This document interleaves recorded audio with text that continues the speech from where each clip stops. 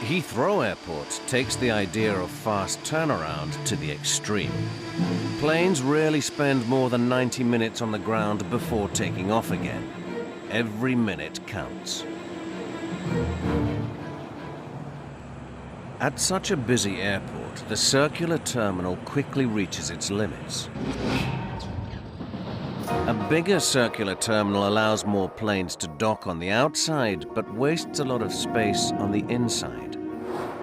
Linking many small circles saves space, but a single broken down plane can block the path for many others. At Heathrow's Terminal 5, the beehive turns into the toast rack. It's a stack of rectangular buildings connected by underground trains, which keeps the taxiways clear. So if there's a problem, planes can simply taxi around it, saving valuable time.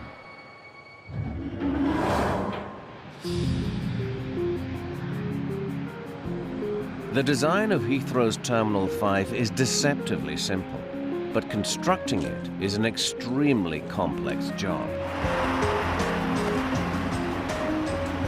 The site for T5 is as big as Hyde Park in London, but for an airport architect, it feels rather small. You'd never have picked this site for an airport building by choice. It's trapped between two live runways, some of the busiest in the world.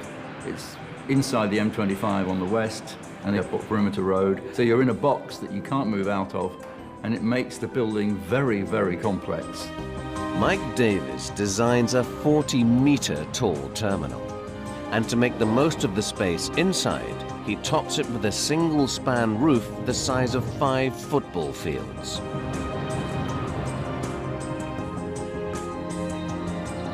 But raising this monster roof becomes one of the biggest challenges for the construction team. Just one piece of it weighs more than 6 jumbo jets. Lifting it up 40 meters with tower cranes would create a problem. The cranes would be so tall they would disturb the Heathrow radar system, which kicks in only 3 meters above the ceiling of T5. We can't poke cranes up into that area, otherwise you might collect undercarriages and so on. So basically we had to conceive a design which could really be built from below.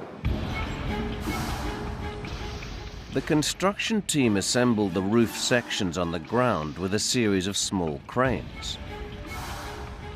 Then they use a clever lifting technology to pull the roof off the ground. It's called strand jacking.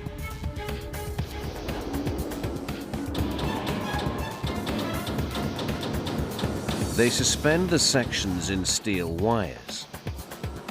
These wires run through the strand jacks, powerful hydraulic rams that can each lift 185 tons. 16 of these jacks will painstakingly lift the roof section all the way up to the 10th floor. That's the plan anyway.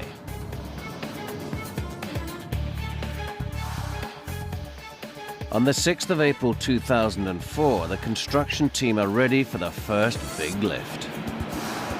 One of the problems of lifting a 2,200-ton plate, 110 by 56 meters wide, is that it could warp. As you're going up, the thing could flex. So we had to lift it to within a centimeter, less than a centimeter, on every jacking point. So we had to keep that absolutely perfectly flat as it went up. And when it got to the top, it had to be within very fine tolerances to be able to put the pins in and lock it off. So it was absolutely perfect. It takes almost a year to jack up all the roof sections. Over 18,000 tons of steel in total. But the effort pays off.